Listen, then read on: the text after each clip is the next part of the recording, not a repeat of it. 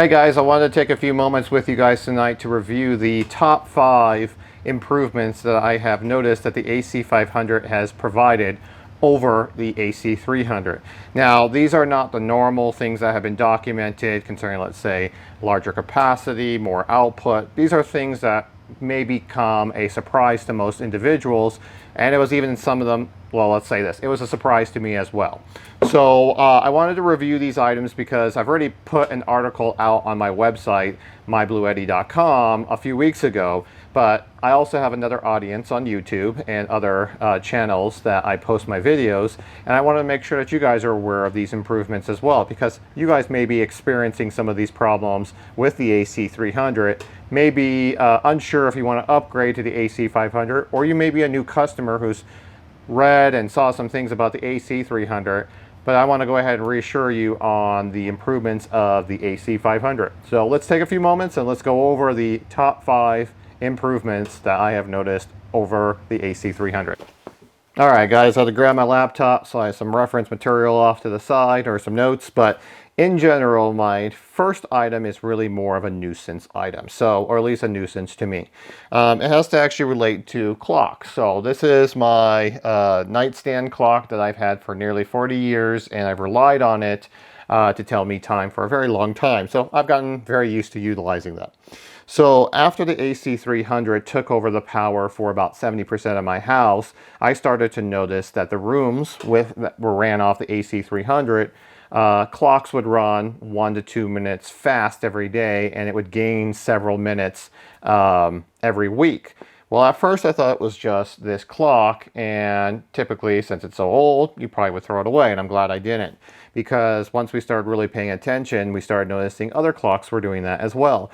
So, for example, the clock on the microwave in the kitchen also was gaining 1 to 2 minutes every day and several minutes every week.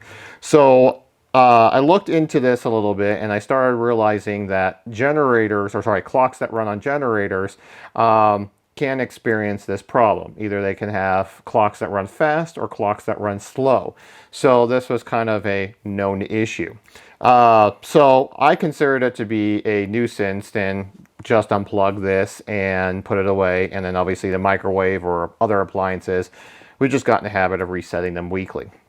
So this problem did not occur on all clocks, because some clocks utilize the grid power or the power input to keep time, and then there's some clocks that are digital and more modern, and they don't rely on the input power to keep time. So obviously this clock did. So once again, a nuisance item. The AC500, I was not looking for this to resolve this issue, and I was not expecting it to.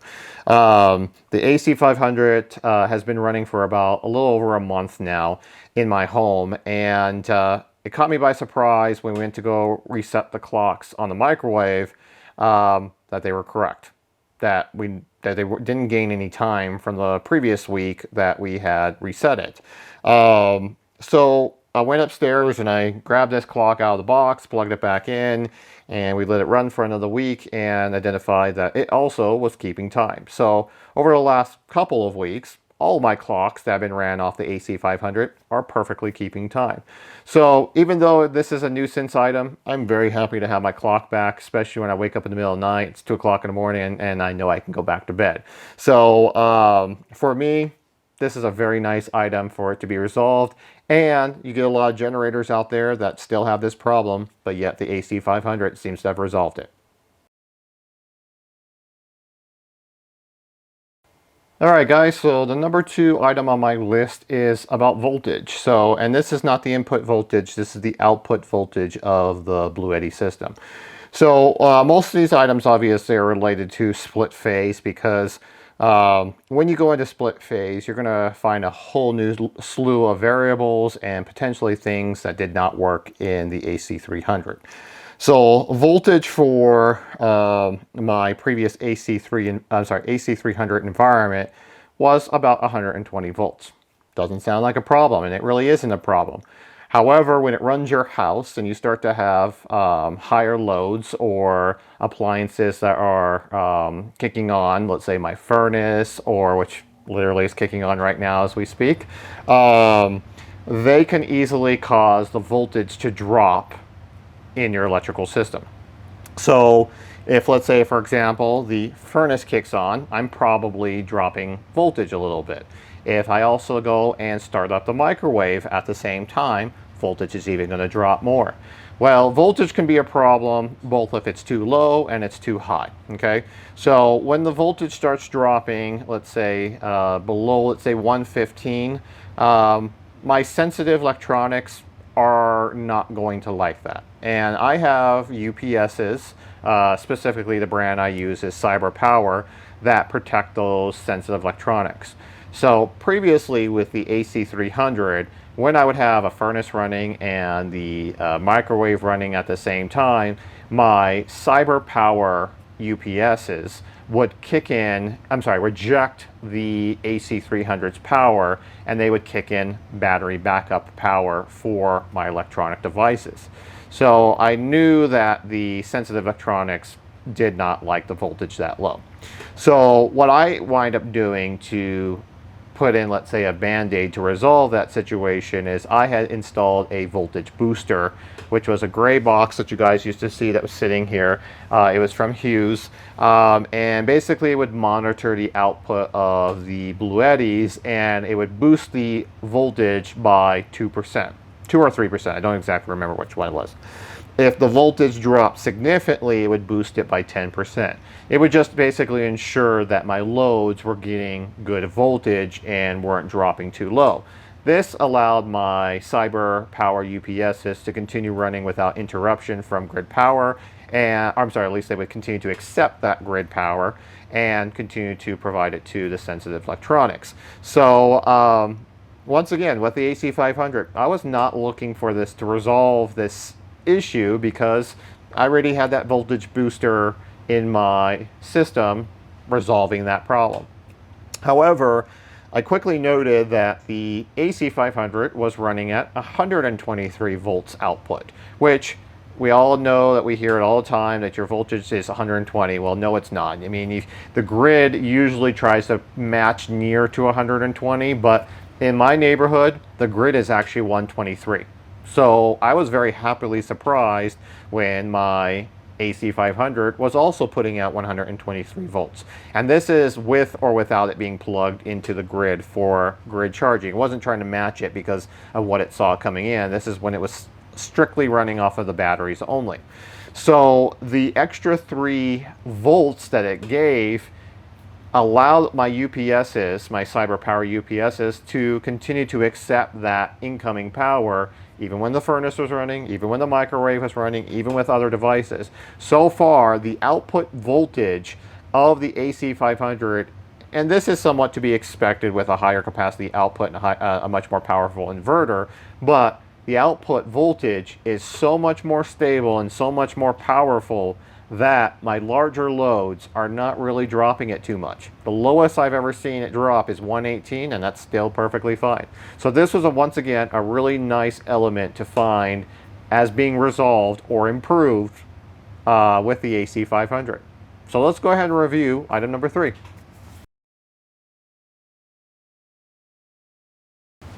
Alright guys, so I had to grab this little light. I don't remember what it's even called, but I previously did a video on lights that strobed or flickered, especially with dimmer switches and specific types of bulbs when powered by the AC300. So this is a little frustrating for me because I actually spent months upon months trying to find light bulbs that would not flicker or, let's say, turn my house into a disco.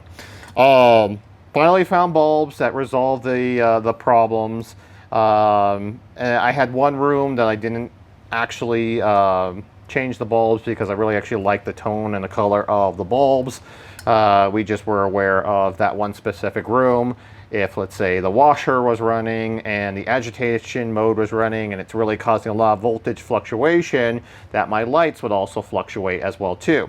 So in my previous video, we had utilized this lamp here to actually show you guys the fluctuation when the washing machine was running, and then changing the bulbs to anti-flicker or no flicker bulbs would resolve that. once again, was not expecting the AC500 to resolve this issue, but once again, was a little bit surprised when I'm in that one room that we did not change the bulbs, and it's always flickered and it's always strobed. And the washing machine's running, and that's the number one item to cause my lights in my house to flicker. And the AC500 is not causing that issue anymore. Now that probably goes back to item number 2 with the more stable voltage coming out of the AC500, it being more powerful, having a more stronger inverter, so it's probably being less affected by higher loads, thus the voltage is not fluctuating as much, and therefore your bulbs are not turning your house into a disco. So once again, this could be considered to be a nuisance item, but if you're in a bedroom at night and you're watching TV or the lights are on and it's just going in and out, in and out, in and out, it is extremely annoying. So once again, those of us that have played with a lot of generators, and we kind of expect that. I mean, it's something that we're used to. The AC500, it's either powerful enough or they've put in something that has resolved this, but it is a nice item, once again, that has been resolved by the AC500. So let's go over item number 4. I'm going to put this away real quick.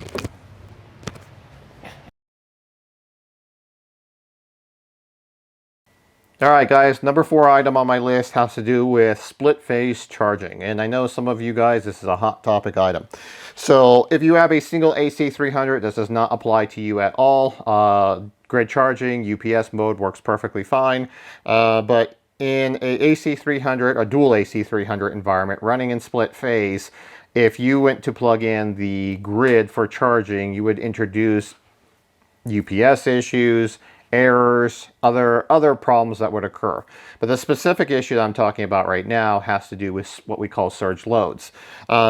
Basically, if you have a device that needs to fire on, let's say a portable AC unit, normally, let's say that may run around 900 watts, but when it initially comes on, it's going to surge and it's maybe going to ask for 12 to 1500 watts to start up. So that's a surge load. So I worked with Blue Eddy Engineering on this issue with the AC300, not only to document and make them aware of this issue, but we also went back and forth on testing to improve the capability of the AC300 to handle these surge loads under split phase. So in that test case, I would unplug the AC300 from the grid, so it would be strictly running on the batteries, and I would plug in a portable AC unit and fire it on.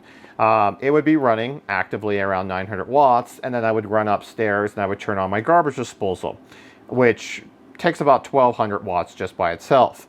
The AC300 running on battery only in split phase mode, handled it like a champ, no issues, no problems, ran perfect. Then I would document that if I took the AC300 in split phase mode, plugged it into the grid for grid charging or grid pass-through, put that portable AC unit on it again, turn it on, running around 900 watts, go upstairs, turn on the garbage disposal, the AC300 would trip, shut everything down. 1 or 2 seconds later, it would come back online. So there would be no errors, no issues, no errors, no alarms on the system. So that was a big issue. There were other issues that occur when you plugged in the grid power for charging on the AC300. So I had to come up with a workaround solution that I used for about 7 to 8 months, and I had to use T500s to charge the batteries directly so that my head units knew nothing about the grid power. And it was a little bit of annoyance, but you know what? I learned some things. It was fun. I learned how to automate that, and it worked. And I also shared that workaround solution with several other people throughout the country and got them up and running as well. So once again, AC500, I did not have the expectation at all that this was going to be resolved. And actually, I was extremely reluctant to test this because I was afraid of damaging my brand new AC500s. Well, once again, I'm very, very glad I decided to take the leap of faith and tried grid charging. So it's been about a month, maybe a month and a half, and I have had the AC500 plugged into my grid. I'm running in PV priority mode, and it pulls from the grid when it needs to. If there's a surge load, it's going to pull maybe a little bit from the grid, but primarily it comes from the batteries or the solar. It has worked flawlessly. I have had no issues with grid charging. And this was great because this is the original reason why I bought the AC300. I wanted a system that basically had grid as backup when I wasn't producing enough solar, or it's a snowy day, or whatever the case may be. I wanted this to work. So I was very disappointed that it didn't work. I was at least somewhat satisfied when I got the workaround that at least I got something working. But the AC500 has solved this issue for me. And since I've shared this with a few other individuals as well who also had that issue in the AC300 and upgraded, they also have been resolved with the AC500 with split phase charging. So it's a great item to share with you guys. So let's go ahead and move on to item number 5.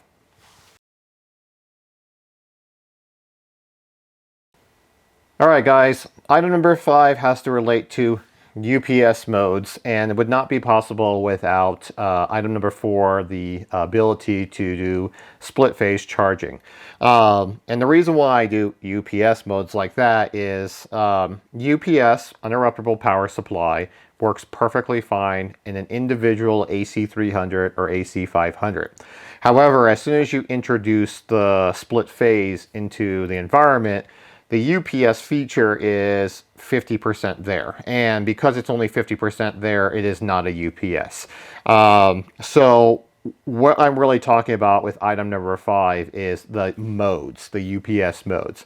Because now we have grid, because split phase charging works item number 4, and we can mix it with PV, we can actually use our UPS modes now. We can say, when does it pull from solar? When does it pull from the grid? When does it charge? When does it discharge? Those items actually now work. Wonderful and great, and honestly, it's one of the things I'm thrilled with because I don't have to have my own custom automation for it. I don't have to do a ton of external monitoring for it. It's working flawlessly and great. So let me put a little notations on the UPS. Uninterruptible power supply simply means that if I lose the grid, the AC300, AC500 is supposed to maintain power to my loads from the battery. It's supposed to get the power from the batteries to maintain those loads. And it does in the AC300 and AC500. The part that does not work as a UPS is when the grid is restored. Even if you went back there and just say plugged it back in to simulate the grid coming back online. The AC300 and AC500 are going to cut the power to your loads for 1 or 2 seconds. It's going to evaluate the incoming grid, and it's going to match the grid phases, and then it's going to restore the power to your loads. Because it cuts the power to your loads, it is not a UPS. So this is something that Bluetti needs to work on either being very clear up front that the UPS doesn't work in split phase, or work to resolve this so it does work completely.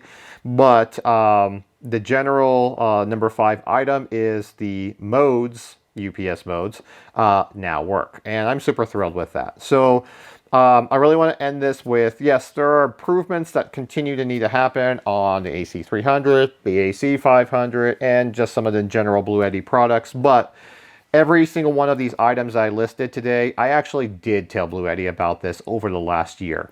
I didn't expect them to be resolved, but as soon as I found out about the clock, I have contacts in Bluetti. I sent them the information. As soon as I found out about the strobing of the lights, recorded the video, not only for the public, but I also did a private one for Bluetti Engineering.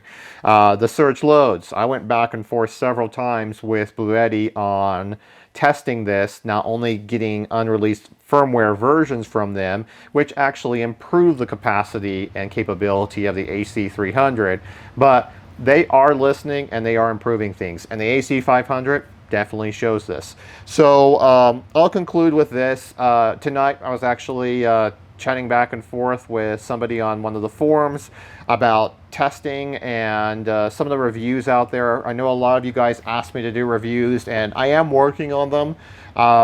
However, I've got to put a caveat out with that. I don't do YouTube reviews. And you're going to say, well, you're doing a YouTube review right now. Well, what I mean by that is I do not get a product, test it for a week, and put a review out there. I don't read the manual to go ahead and list off of the capacity, capability, and then plug it into a few devices and say it's wonderful, it's great, or it sucks. I think that is unrealistic, and it's not being honest on a review. So my reviews will take time, and you guys are more than welcome to reach out to me, ask questions, contact me on the Facebook forums, on my YouTube channel, on my website, put a comment out there, put a question out there. But I like to take time to truly utilize the product as an actual owner who's actually utilizing the infrastructure. And this is how I've been able to find so many problems and work with Bluetti to resolve some of these problems that other individuals have not. And it's not just because of me using this as a user. This is actually what I do for a living. I build fault tolerant and infrastructure for disasters. So my thing is that I like to test things all the way through. So bear with me. It's going to take me some time, but I guarantee it's going to be worth it for all of us, not only to get the positive elements, get the negative elements, but also work with Bluetti to continue to improve these products. Once again, guys, take a moment if you can to like my channel. Go check out my new website I've had for the last couple of months. I put some resources out there. Really, I'm just trying to help you guys on identifying what works best for you, and hopefully answer some questions that you guys have. Besides that, guys, thank you for watching, and I hope you guys got something out of it. Have a great night.